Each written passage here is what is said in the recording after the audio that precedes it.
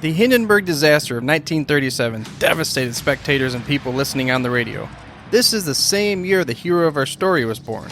Although nowhere near the same magnitude, the city of Houston was devastated when the Oilers left for Tennessee. In this episode, we're going to talk about the life of the man that helped bring the NFL back to Houston, and it all revolved around energy. Welcome to the Football History Dude podcast, where each episode is a journey back in time to learn about the rich history of the NFL. Your host is Arnie Chapman. Football is his passion, and he wants you to come along with him to explore the yesteryear of the gridiron. So hop on board his DeLorean, and let's get this baby up to 88 miles per hour. Great Scott! This time as we step off our DeLorean, the date is January 1st, 1937, and we are in Tampa, Florida. Yes, that's right. New Year's Day, 1937 in Tampa, Florida. This happens to be the birthplace of our hero. Our hero is the late Dr. Robert Carey McNair, the founder, owner, and CEO of the Houston Texans.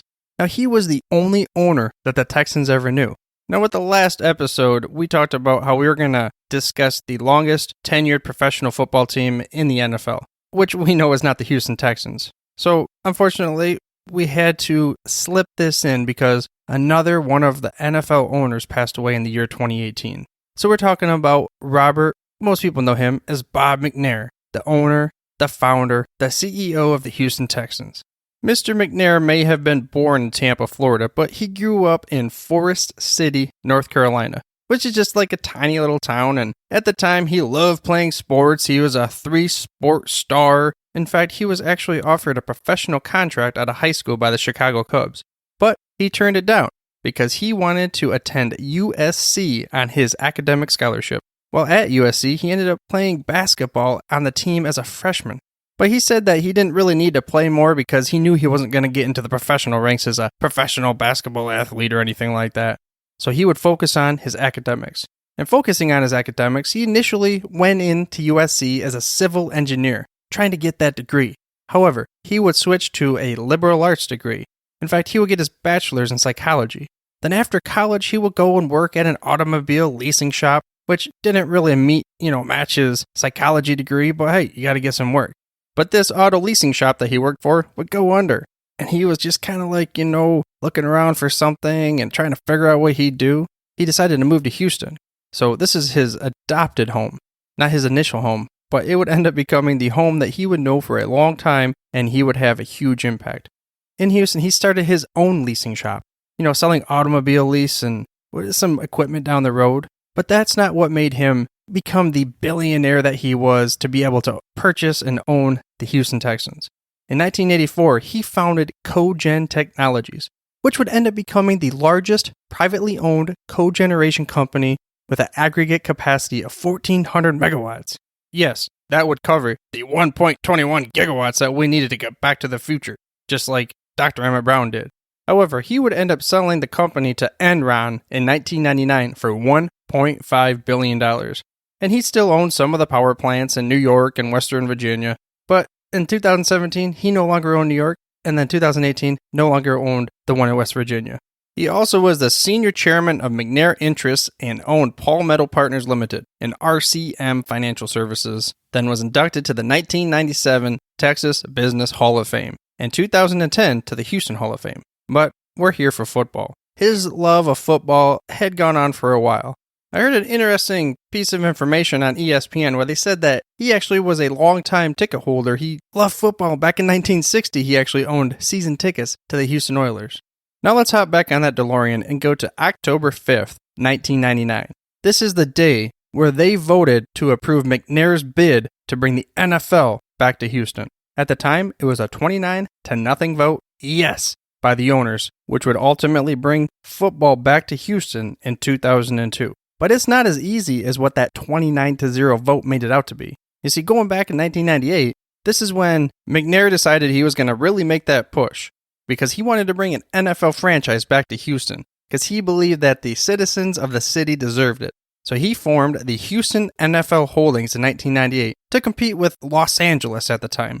I mean, it was still a long shot, there was a real estate, Ed Roski, and a Hollywood super agent, Mike Lovitz, that had two separate bids for Los Angeles to be able to bring the newest NFL franchise to LA. So this process, it drug on for 2.5 years. And initially, it actually sounded like LA won the vote. They couldn't raise the funds, though, for a stadium agreement, which kind of put the play back into McNair's hands. So this is where that 29-0 vote comes into play. He developed relationships with Paul Tagliabue, the commissioner at the time, with other owners, and even government helped him out. But what really put it over the top was he offered $700 million of his own money. Now, this was a record amount at the time to purchase a team. He also would end up raising over $100 million of private funds to help pay for a new stadium. The stadium that he would help pay for was over $400 million to build. And at the time, this was a state-of-the-art place to have a football game, but to have some other events. For instance, the Houston Livestock Show and Rodeo, they would put up some money as well because they would share, which they still do, the stadium, then help build it. So as stated, officially, this bid was accepted on October 5th in 1999 to be the 32nd team, which was the last one, part of the NFL family. The first thing he had to do, he had to get a GM. He would hire Charlie Casserly, who, many of us know him, he had a lot of success previously with the Washington Redskins, to become the first GM of the Houston Texans. Something that Casserly said in an interview was he discussed how at the beginning, he looked at the practice facility, and he's like, man, that's just not going to fly, dude. So, together, Casserly and Bob McNair would end up building the first indoor practice facility in Texas. And there's a quote that came from Bob McNair at the beginning of his ownership, and it went as such. I love Houston, and this is a great community and has been very good to my wife and me and our family. The way we present our team and the way we play will have a lot to do with the type of support we have. Make it one of our traditions that we have a strong work ethic, that we never quit, that we're not complainers and whiners, that we play by the rules and we win playing by the rules. My father said your words are your bond.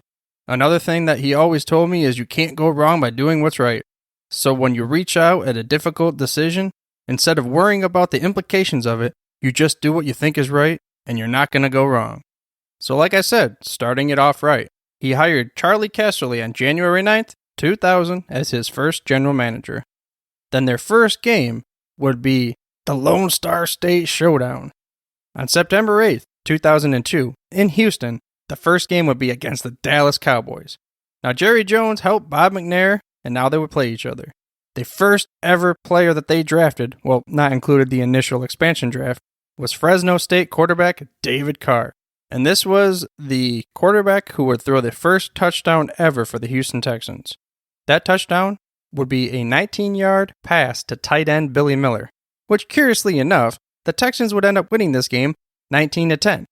So the yardage on that pass for the first touchdown in Houston Texan history would also be the score that they had in their first ever game.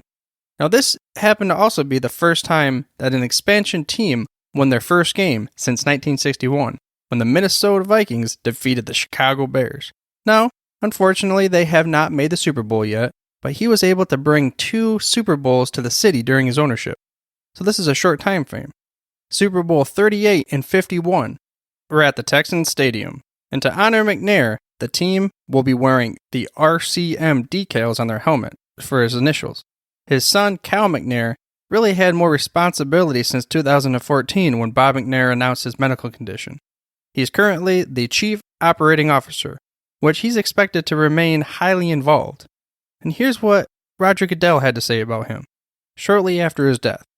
His leadership and determination brought the NFL back to Houston, built a magnificent stadium that hosted 2 Super Bowls, and his beloved Texans are in the midst of another successful season and are again contending for a place in the postseason.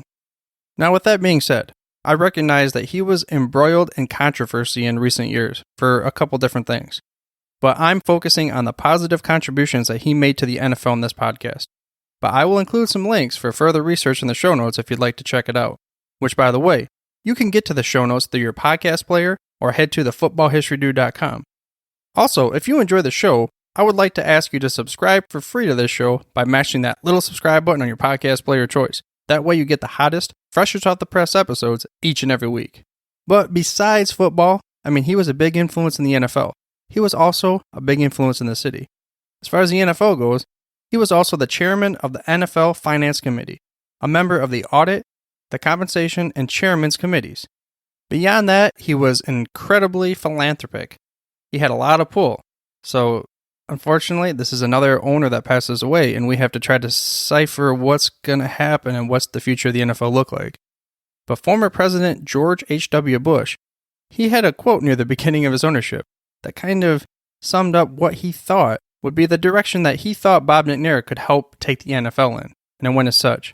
I think if all the owners were as good as Bob McNair, the NFL would be even better. He is a class guy. He runs a wonderful organization, and he brought a great stadium to the Houston environment. Then this quote came from the former president after his death, and it went as such. Bob McNair wasn't just the brightest point of light in Houston. He was one of the kindest and most generous people anywhere. Nobody cared or helped people more, and that's just one of the reasons why I always will be proud Bob was my good friend. He was simply the best. My most sincere condolences and family love go to Janice and her wonderful family. Now, Bob McNair, the day after Thanksgiving, November 23rd, 2018, passed away. He had been fighting leukemia and squamous cell carcinoma for many years.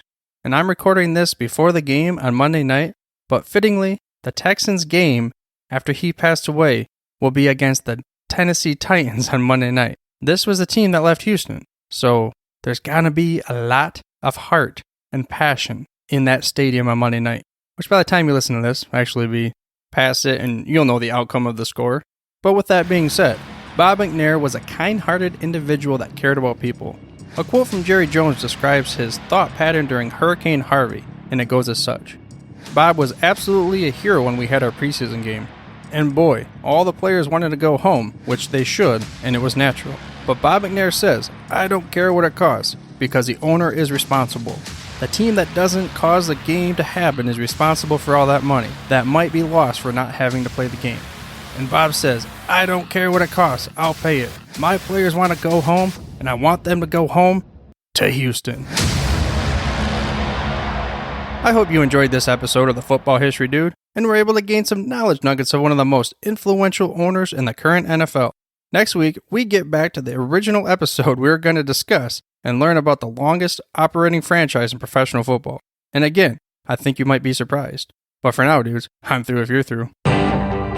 Thank you for listening to this episode of the Football History Dude. To make sure you're the first to get the next episode, please subscribe on your podcast player of choice and head on over to thefootballhistorydude.com for the show notes and more information on the history of the NFL.